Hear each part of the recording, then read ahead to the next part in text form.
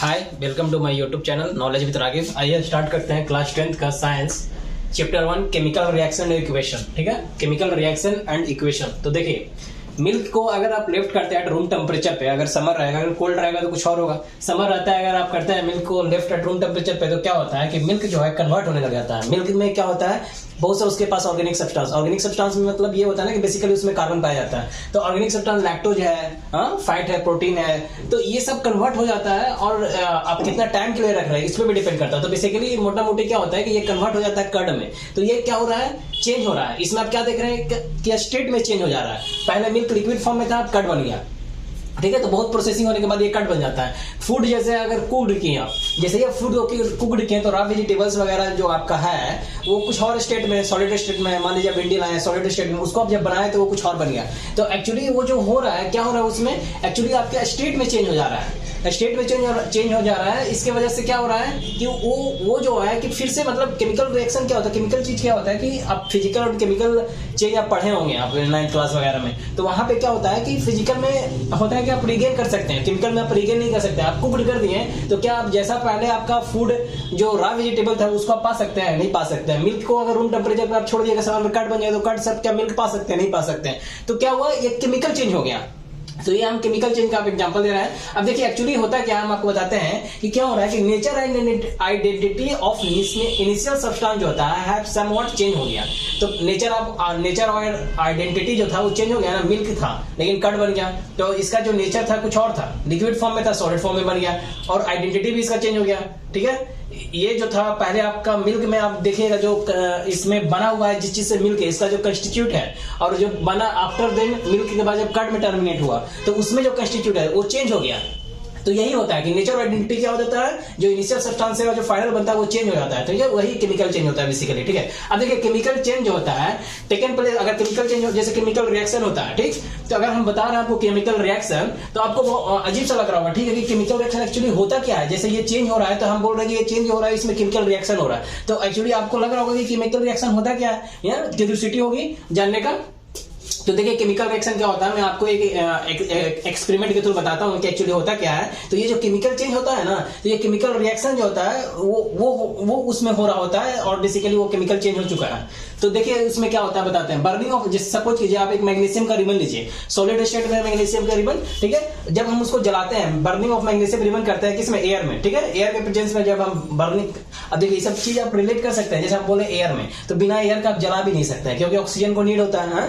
आप पढ़ के आए होंगे, ऑक्सीजन होता है, नाइट्रोजन होता है, कार्बन डाइऑक्साइड होता है। बेसिकली ऑक्सीजन नाइट्रोजन ही 99% होता है, 78% और 21%। तो आप रिलेट करने की कोशिश कीजिए। अब यहाँ पे मैं ये बताऊंगा तो वो अलग हो जाएगा ना, लेकिन फिर भी हम रिलेट कर रहा हूँ, आपको कनेक्ट करने की कोशिश कर रहा हूँ। अब देखिए जैसा ही आप बर्निंग करते हैं मैग्नीशियम रिबन को एयर में, तो क्या होता है, कलेक्शन आपको कलेक्शन होगा, आप पाइएगा मैग्नीशियम ऑक्साइड इन वाच ग्लास। सपोज कीजिए हम एक ऐसा सेटअप बना जिसमें वाच ग्लास यहाँ पे रखें, और ये मैग्नीशियम का मेरा रिबन है। ठीक है, अब मैग्नीशियम का रिबन आप ऑक्सीडेशन वगैरह पढ़े कि नहीं भी, अगर देखिए मैग्नीशियम का रिबन क्या होता है कि एयर के प्रेजेंस, अगर एयर पे छोड़ दीजिएगा तो ऑक्सीडेशन होता है उस पर। तो बेसिकली आप क्या कीजिए, इसको रब कर दीजिए सैंड पेपर से, या किसी तरह से आप इसको रब कर दीजिए, इसको ऊपर का जो लेयर है कि कोई ऑक्सीडेशन ना रहे इस पे। ठीक है, तो उसको रब कर दीजिए, तो मैग्नीशियम रिबन क्लीन आप उठाइए, और इसको आप इसको थोड़ा मतलब केयरफुली करना होता है। तो आप एक चिमटा के थ्रू आप ऐसे पकड़ लीजिए, इधर एक साइड में हाथ से पकड़िएगा तो दिक्कत है ना, लास्ट वाला जलते जलते आएगा तो आपका हाथ जल सकता है। तो आप चिमटा के थ्रू पकड़ लीजिए, उसके बाद एक बर्नर के थ्रू आप इसको आग लगाइए, नीचे वाच ग्लास रखिए, ताकि ये जो जलने के बाद इसका जो राख आता है, जो जलने के बाद क्या होगा, राख आएगा, तो वो यहाँ कलेक्ट कर सके आप। ठीक है, तो देखिए एक्चुअली होता क्या है, तो जैसे ही आप बर्निंग कीजिएगा ना मैग्नीशियम रिबन को, तो आपको मैग्नीशियम ऑक्साइड मिलेगा। तो ये जो मैग्नीशियम ऑक्साइड मिलता है वो एक्चुअली व्हाइट पाउडर होता है। व्हाइट पाउडर, अभी देखिए ये सॉलिड फॉर्म है और पाउडर के फॉर्म में आपका आ गया। तो व्हाइट पाउडर के फॉर्म में मिलेगा आपको मैग्नीशियम ऑक्साइड, और ये जब भी जलेगा, ये जब इसका फ्लेम, जैसे ही आप आग लगाइएगा तो ये जैसे ही जलेगा तो ये क्या होगा, डेजलिंग व्हाइट कलर के फ्लेम के साथ जलेगा। ठीक है, और व्हाइट कलर का आपको पाउडर भी मिल जाएगा। तो एक्चुअली ये मैग्नीशियम को हम जैसे ही तो मैग्नीशियम में हम क्या कर रहे हैं, एक मैग्नीशियम रिबन ले रहे हैं। ठीक है, तो मैग्नीशियम को हम Mg से डिनोट करते हैं, और ऑक्सीजन जैसे ही हम इसको जला रहे हैं, मतलब इसको हम सप्लाई क्या कर रहे हैं, एयर में ऑक्सीजन है तो हम O2 को सप्लाई कर रहे हैं। ठीक है।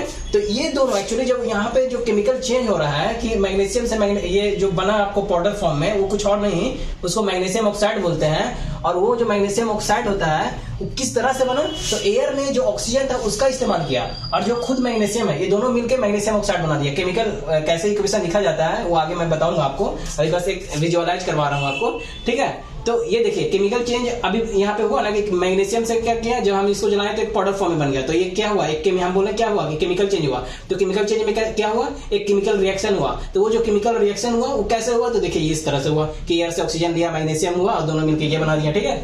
विजुअलाइज हो रहा है ना आपको। अब देखिए फॉर्मेशन ऑफ दूसरा एग्जांपल लेते हैं कि formation of hydrogen gas by the action of dilute sulphuric acid on zinc. मान लीजिए कि आप जिंक लेते हैं, एक लीजिए आप बीकर या ठीक है, एक बीकर आप लेते हैं, इस बीकर में आप क्या रखते हैं, नीचे जिंक रखते हैं, जिंक ग्रेन्यूल्स, जिंक का छोटा छोटा टुकड़ा रखते हैं और फिर डाइल्यूट सल्फ्यूरिक एसिड इसको डालते हैं और एक कॉर्क के थ्रू इसको मतलब फिक्स कर देते हैं कि यहाँ से कोई भी गैस अगर आए तो बाहर ना निकले। अगर निकले तो उसके लिए हम क्या किए, एक पतला सा पाइप डालें जिससे यहाँ से आप देखिएगा जब ये आप डालते हैं ना जिंक ग्रेन्यूल और H2SO4, तो इसका एक्चुअली आपको देखिए केमिकल रिएक्शन से लिखना हम आपको सिखाएंगे। जब ऐसा आप कीजिएगा ना, जैसे इसमें क्या होगा, ZnSO4 है प्लस H2 आप डालते हैं, ठीक। ये क्या किया अब, अच्छा H2SO4 डाले हैं, सल्फ्यूरिक एसिड डाले हैं, जिंक था आपका और सल्फ्यूरिक एसिड डाले, तो क्या होगा इसमें ZnSO4 बनेगा और H2 बनेगा, ठीक है। केमिकल इक्वेशन लिखवाना सिखाएंगे और उसमें कैसे बैलेंस करते हुए बताएंगे। अभी मैं आपको बस ऐसे ही लिख दिया हूं। तो इसमें आप देखिए बेसिकली अभी मोटा मोटी हम लोग क्या सीख रहे हैं, केमिकल रिएक्शन। तो बस आपको इतना देखना है कि जैसे जिंक था, जिंक का छोटा छोटा टुकड़ा था, आप सल्फ्यूरिक एसिड डालें तो इससे एक हाइड्रोजन गैस निकल गया। तो वो कैसे निकल रहा है, तो देखिए ये सल्फ्यूरिक एसिड है, ये जिंक है, तो ये रिएक्शन हो रहा है कि Zn क्या हो रहा है कि Zn ये जो है H2 को अलग कर दे रहा है, ZnSO4 अपने आप अपने में ले रहा है, SO4 को अपने साथ जोड़ रहा है और H2 को अलग कर दे रहा है। तो इस तरह से हाइड्रोजन गैस क्या हो गया, यहाँ पे निकल रहा है। तो एक तरह से देख रहे हैं ना कि आपका क्या हो रहा है, केमिकल चेंज हो रहा है। क्या आप इससे फिर इसको बना सकते हैं, नहीं बना सकते, इससे इसको बना सकते हैं, नहीं बना सकते।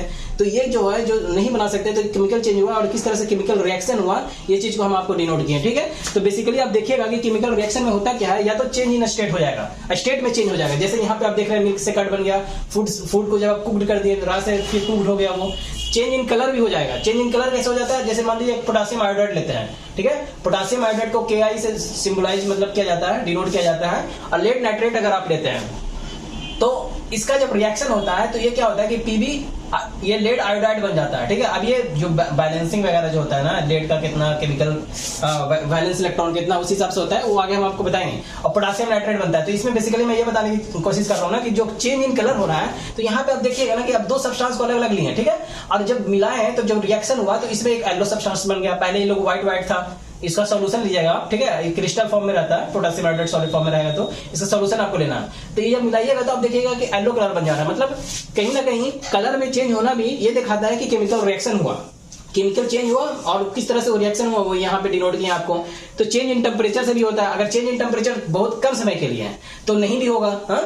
Change in temperature long depend भी करता है, ठीक है। तो मिक्स नहीं करना है चीजों को। देखिए यदि प्रोसेस डेट अकर व्हेन 2 या मोर मॉलिक्यूल, इसका मतलब हुआ कि केमिकल रिएक्शन है क्या, तो ये एक ऐसा प्रोसेस होता है जिसमें क्या होता है कि दो हो या दो से ज्यादा मॉलिक्यूल्स हो, जहां भी आप देख सकते हैं दो हो या दो से ज्यादा मॉलिक्यूल्स जो होता है वो इंटरैक्ट करता है टू फॉर्म ए नया प्रोडक्ट। उससे क्या वो दोनों अपने आप में रिएक्ट करेगा, एक नया प्रोडक्ट को बना देगा। या तो इसका मतलब ये क्या हो रहा है, या तो ब्रेकिंग करके बना रहा है, या ब्रेकिंग या मेकिंग करेगा। ब्रेक करेगा, एक दूसरे को ब्रेक कर देगा या अपने में एक दूसरे को जोड़ लेगा। तो या तो ब्रेकिंग हुआ या मेकिंग हुआ किसका, बॉन्ड का। किसके बीच में, एटम्स के बीच में होगा वो चीज। आइटम्स वगैरह पढ़ा है ना, रिलेट कीजिए आप। तो इस तरह से वो अपने में जोड़ के ये करता है, तो उसको क्या बोलते हैं कि वो केमिकल रिएक्शन हो गया। देखिए अगर केमिकल इक्वेशन जो है बेसिकली थोड़ा सा बताते हैं केमिकल इक्वेशन क्या है। जैसे मान लीजिए कि मैग्नीशियम लिए, अभी हम यहाँ पे एग्जांपल उठाए थे, तो ये मैग्नीशियम है, ये ऑक्सीजन है, तो दोनों मिलकर मैग्नीशियम ऑक्साइड बना। तो ये जो है इधर, ये दोनों इधर आपका लेफ्ट हैंड साइड में जो लिखा जाता है वो आपको रिएक्टेंट लिखा जाता है। इसी को रिएक्टेंट हो गया ये, और इसको एक अगर दो है तो इसको प्लस साइन से डिनोट करेंगे, ठीक है। तो अब रिएक्टेंट होता क्या है, तो the substances that undergo chemical change in the chemical reaction. जब केमिकल रिएक्शन आप करवाइएगा तो वहां पे क्या होगा, वो सब्सटेंसेस जो है उसमें केमिकल चेंज होगा, ठीक है।